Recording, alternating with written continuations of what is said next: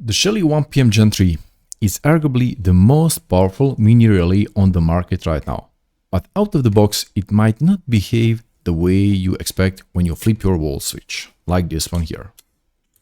Okay, and the same goes to other switches here. So, why is that? That is because Shelly separates the physical input from the digital brain inside of these switches. So today we are diving into the Shelly Smart Control app to break down every single input-output setting so you can make your switches behave exactly how you want. So to do so, we have to navigate here to the application and go to your device. In this case, we are setting this device here. And now we're gonna go to the settings. So this is the gear here. And inside of the settings, go to the device settings, okay, and find the input output settings option here. So the very first thing you need to tell the app is what is exactly wired into the switch terminal on your Shelly device. So this is the switch terminal here. And yeah, under the input type, you have to choose between a button or a switch. So button means a momentary spring-loaded switch, like a doorbell. It clicks and bounces back. This is the one. Okay, and switch means traditional toggle B-stable switch. So it physically stays where you flip it. So on, off, and so on. So if you get this wrong, your automations will act erratically. So choose the one that matches your wall. And let's dive into the execution mode. So I'm just gonna switch to the button as I have this button here. Okay, I just saved the config and we can see that it works as expected. So once your input type is set, it's time to decide how the relay react. So first up, we have here a toggle switch mode. And because I selected the button, it is grayed out. But this is your default a single standard light switch. Every single flip on the physical switch changes the state of the light. So if the light is off and you flip it down, it turns on. If you turn it off later via Home Assistant or the app, next flip up turns it back on. So simple. The next is edge mode. So in the edge mode, so it's edge switch. If you have a hallway or a room with two or more traditional switches controlling the same light, and you've tucked this Shelly behind one of them, edge mode is what you want. It looks for any change in the circuit's state to trigger the light, so keeping multi-way setups working flawlessly. So imagine this is selected, this is installed on one way, and there's another one. So every time when this switch changes, it automatically turns on or off the light. So this is what we want for here. And then we have the like the some of the different modes here. So we have a detached switch here. So what's happening with the detached switch? The detached switch is actually here.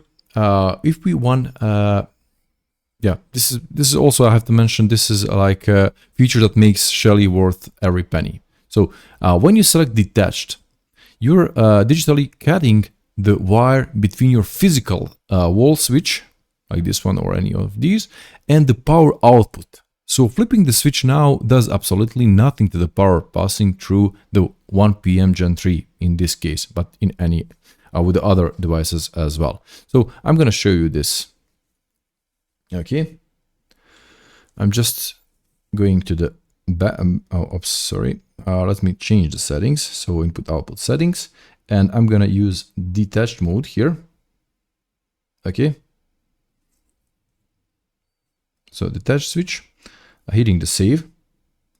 And now if I click on this button, nothing happens. But if we go to our application here and into that one here that is connected, we can go to the log here and we can see the timestamp here. So when I click on it, you see the changes here.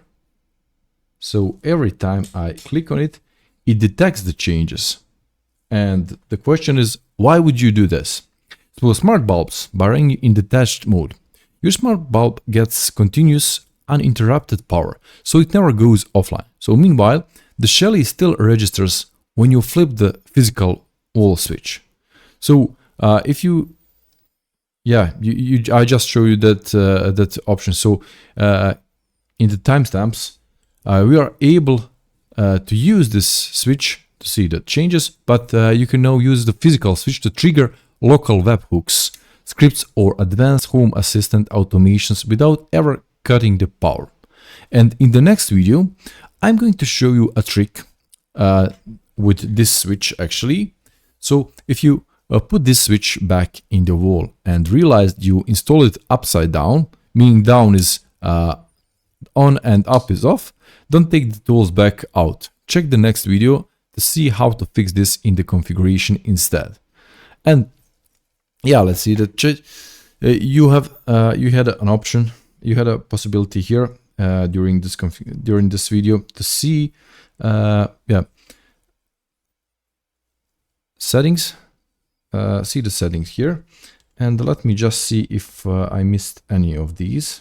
So input output settings, activation switch. So this is also another one here that I haven't mentioned, but this is more like if you use the activation switch, I'll just use this. Okay, I'll switch to the switch. Okay, and then I'll just add activation switch. Hit save. So what does this do? This is good if you want to use this switch as just only as an activation. So I click it and it activates. So there is no way with this switch to turn it off. So I just clicked it and it activated something, and that's it.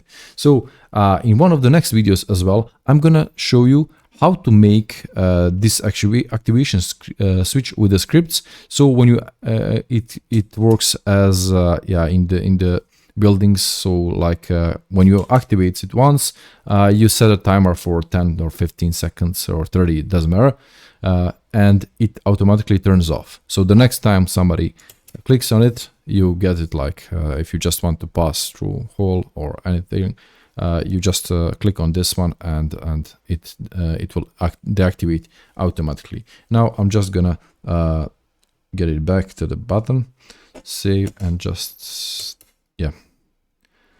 momentary switch, save. Okay, and I'm gonna turn it off. So this is also we have these options that I'm mentioning in my videos as well. So the set relay power on default. This is what happens if there is electricity cut. So when power off and on comes.